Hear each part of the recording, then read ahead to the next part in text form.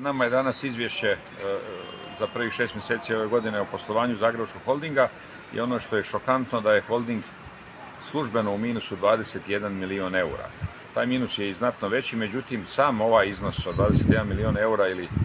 gotovo 160 milijuna kuna je nešto što se u povijesti holdinga nije dogodilo kada je u pitanju jedno polugodišnje izvješće. Čak i u vrijeme covida i zagrebačkog potresa holding nije poslao sa ovakvim gubicima.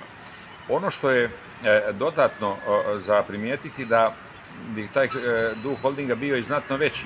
jer je na različite načine kod povećanja cijena čistoće iz Zrinjevca prema gradu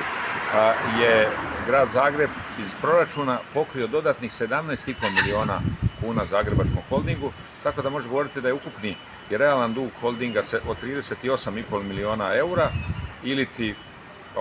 gotovo 300 milijuna kuna, a da s druge strane na jedan netransparentan način, recimo plaćajući Zrinjevcu 3 puta skuplje sadnju stabala, plaćajući iznad tržišne cijene čišćenje gradskih ulica Zagrebačkog čistoći, grad Zagreb je pokrio 17,5 milijuna eura, ali ostaje ovih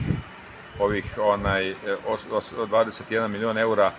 registriranog manjka koji ne vidimo načina kako će se pokriti, nego opet iz džepova građana. Ono što zamjeramo posebno gradonačelniku Tomaševiću, što ne iziđe javno i transparentno s ovim podacima, nego moraju iznositi oporbeni zastupnici. On se stalno diči i tom transparentnošću i tim svojim stilom da izvješćuje građane, međutim kada su ovako iznimno bitni, znate, a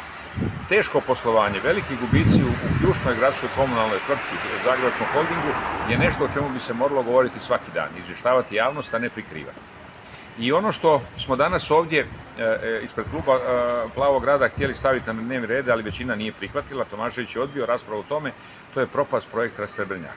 Podsjetit ću, za vrijeme bivše gradske vlasti osigurano je 63 milijuna eura europskog novca, izrađena je projektna dokumentacija, proveden natječaj za radove i radovi su započeli na izgradnji translacijskog centra dječje bolnice Srebrnjak negdje 2 mjeseca prije nego što je došao Tomašević na vlast. On nije znao upravljati projektom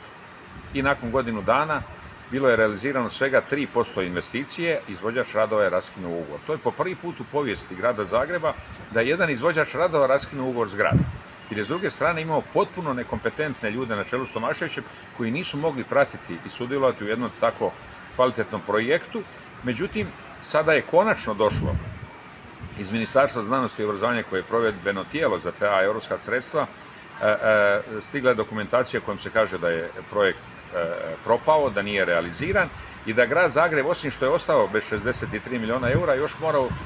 državni proračun vratiti gotovo 10 milijuna kuna. Naravno, tamo postoji određeni drugi troškovi, jer je iskopana ogromna jama, ugrožena je stabilnost postojeće zgrade, jer radovi nisu završeni kako su trebali, pa će trebati uložiti i dodatna sredstva. O svemu tome smo danas htjeli raspravljati, međutim Tomašević u svom vrlo transparentnom stilu ne želi javno o tome razgovarati i ta točka je skinuta s dnevnog reda.